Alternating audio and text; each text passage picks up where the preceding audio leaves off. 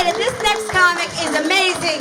You can see him all over Philadelphia. He is one of my favorite people ever. Please start fucking clapping. Come on. For Chris Aileo!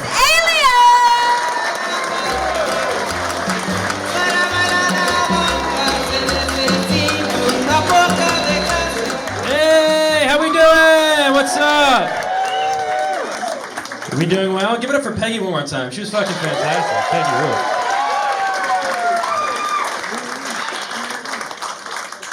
Are you guys a kinky crowd? No. What do you do? Anyone do anything they want to share?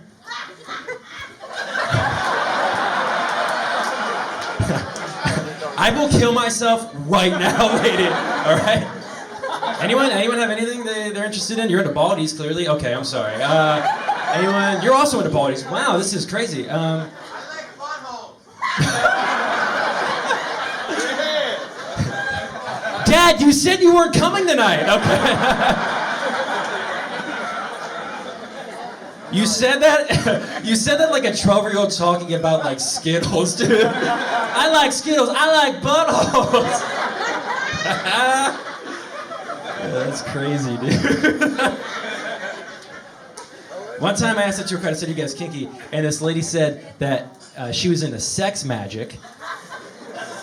And she explained that's when you use magic to manifest your sexual fantasies. Or as I like to call it, sitting alone in my room praying someone will fuck me. I was like, yeah, I actually dabble in sex magic myself. Very familiar with the dark arts. Personally, very familiar.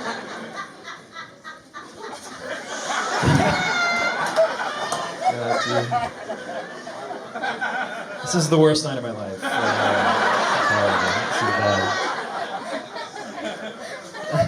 This guy just goes abracadabra. What the fuck? Who are you, dude? I like buttholes. Abracadabra, you know?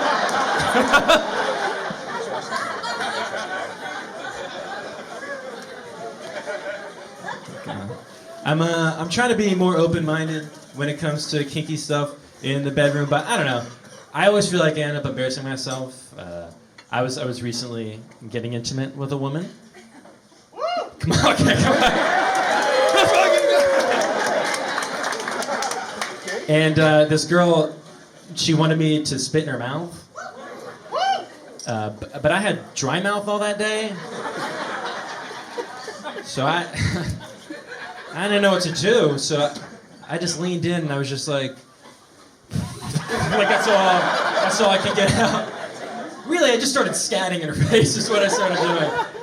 Because you know how women love it when they're like, ooh, baby, spit in my mouth, and you're just like, I went full-blown jazz on this girl. I mean, I jazzed all over her tits, okay? It was a whole... That's a pun, guys. That's a good old pun. I've noticed lately, though, women have this habit of accidentally saying really mean things to me before we hook up, and then my feelings are hurt, and I don't want to do it anymore. Like, you can't tell from looking at me, but I have, like, a shockingly hairy chest. Let's see it. Okay. All right. You, me, butthole guy, back alley. Let's go. But I was on a date with this girl. We went back to my place and we started hooking up. And I took my shirt off and she looked at my chest and goes, "Oh, you're kidding." I was like, "Oh, this? Yeah, I'm just goofing around."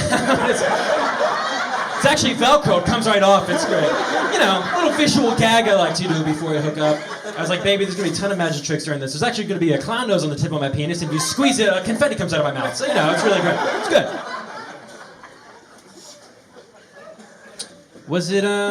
Was it just me, or did you guys also have a teacher in high school who would always try to find, like, a loop?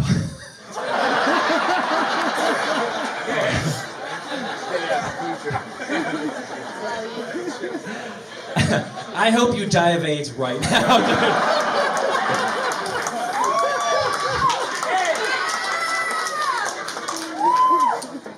I'm gonna start from the top, sir. Was it just me? Or did anyone else have a teacher in high school? Anyone else have a teacher in high school who would always try to find, like, a loophole to say the N-word? right, that's been my time. No, okay. It's true. I had this teacher. I had him. He would always say it. He'd be like, no, it's okay. I can say we're reading Huckleberry Finn. I'm like, yeah, but we're in algebra class. What is that? What's that got to do with it? We just came from English. Nobody said it in there. Real racist algebra teacher. Loved equations, hated equality, okay? Hated equality. Always used the whiteboard. Guys, you do not want to know what he called the blackboard, okay? It was and this is true. This is true. I'm not making this up, okay? This teacher, I had him when I was like a senior in high school or something like that. 2 years ago, he got arrested for having sex with a minor. I know. And I remember, it makes sense, because when he was teaching us about imaginary numbers, he was always like, age is also an imaginary number. I was like, okay, all right. And this is also true. I'm not making this up. Another teacher last year from my high school got arrested for having sex with a minor. And I know you're thinking, how did so many pedophiles teach at your high school? Well, I went to Catholic school, so you know how they be with their pedophiles. They're like, oh, you fuck kids? Get on in here. I'll end in this. Did anyone have like weird roommates when they were freshmen in college or anything like that? Yeah.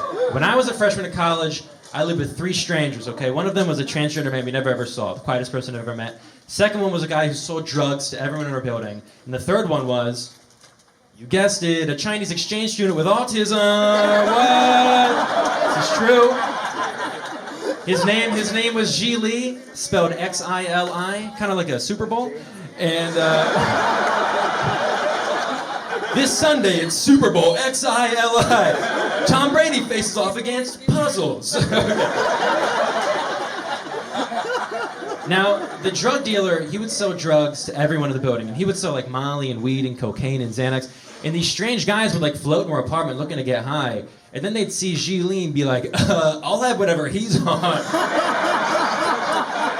Like, yeah, he's on the spectrum, so sort of riding that natural high. You quite can't get anywhere else. And the thing is that our school didn't tell us going into college that we'd be living with someone with autism. So for a while, I didn't think he had autism. I thought he was just Chinese. I remember one of our first days at school, he was counting like the tiles on the bathroom wall, and I was like, well, you know how they love math. But then Christmas break rolled around, and we all went home for Christmas break. And when we came back from Christmas break, Xi Li was gone. He had completely moved out. Everything was completely gone. But all he left was one little ceramic bowl in our kitchen, and I kept that bowl, and I have it to this day, and I call it my Super Bowl Xili. All right, I'm at Chris Aileo. Thank you so much. I'm good.